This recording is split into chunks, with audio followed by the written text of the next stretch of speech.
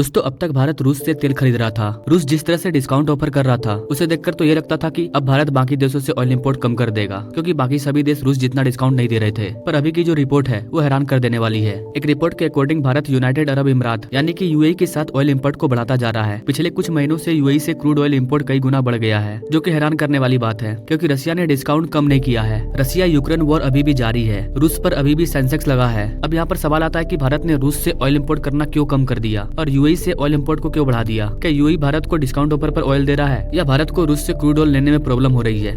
नमस्कार दोस्तों, मैं हूं विकास और आप देख रहे हैं ऑल इंडिया अफेयर्स।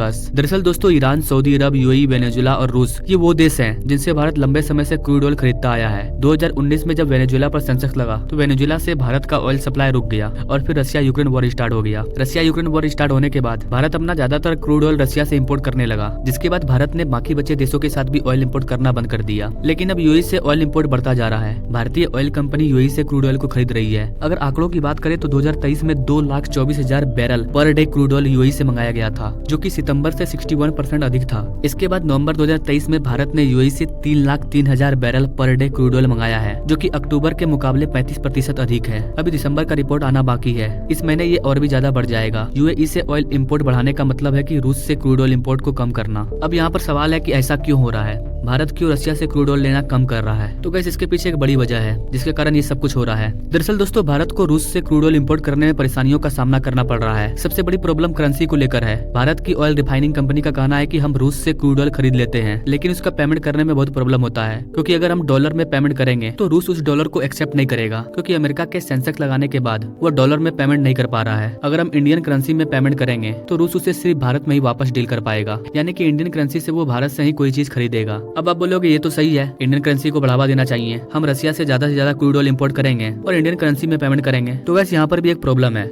अपना प्यारा भारत रशिया से 9 बिलियन यूएस डॉलर का चीज इंपोर्ट करता है। अगर एक्सपोर्ट की बात करें तो मात्र 3 बिलियन डॉलर, मतलब बीच में फंस जाता है 6 बिलियन यूएस। अब सवाल आता है कि बाकी बचे इंडियन करेंसी को वो कहां पर इन्वेस्ट करेगा, क्योंकि और कोई भी कंट्री में इंडियन करेंसी नहीं चलता है। इसीलिए रूस ने कहा कि वो चाइनीज युआन में पेमेंट एक्सेप्ट करेगा, क्योंकि आज रशिया अपने ज्यादातर इंपोर्ट को चाइना की ओर स्विच कर चुका है। और अगर भारत चाइना की करेंसी में पेमेंट करेगा तो रूस आसानी से इन पैसों को चाइना में पेमेंट कर सकता है। लेकिन अब सवाल ये आता है कि इंटरनेशनल लेवल पर जिस करेंसी की जितना ज्यादा यूज किया जाएगा उसकी वैल्यू उतनी ज्यादा बढ़ती जाएगी, और भारत कभी भी नहीं चाहेगा कि हम चाइना के करेंसी को आगे बढ़ाएं। इसलिए भारतीय कंपनियों को क्रूड ऑयल के पेमेंट प्रोसेस में प्रॉब्लम हो रही है। खैर अगर इस प्रॉब्लम को साइड कर भी दे तो भी एक बड़ी प्रॉब्लम है, और वो ये है कि अमेरिका के द्वारा रशिया पर लगाया गया हैवी सेंसेक्स। रूस भारत को बाकी देशों से छुपकर ऑयल सप्लाई कर रहा है। कुछ पहुंचे लोग होते हैं जिन्हें समुद्र के बारे में जानकारी होती है, वो किसी भी तरह करके बचते हुए इन क्रूड ऑयल के शिप को भारत तक ले आते हैं। लेकिन अमेरिका को पता है कि वो सेंसेक्स लगा करके भी रूस को रोक नहीं पा रहा है, और आज भी रशिया यूक्रेन वॉर जारी है। तो अब अमेरिका सिक्योरिटी पर ज्यादा ध्यान दे रहा है। अमेरिका उन शिपिंग कंपनियों को टारगेट कर रहा है जो भारत या बाकी देशों में क्रूड को सप्लाई करते हैं, वो भी रूस से। अमेरिका उन कंपनियों पर कड़ी निगरानी रख रहा है ताकि रूस किसी भी देश को ऑयल सप्लाई न कर पाए। ऐसा करके अमेरिका रशिया को हराना चाहता है। इन्हीं प्रॉब्लम को देखते हुए अब भारत की ऑयल कंपनी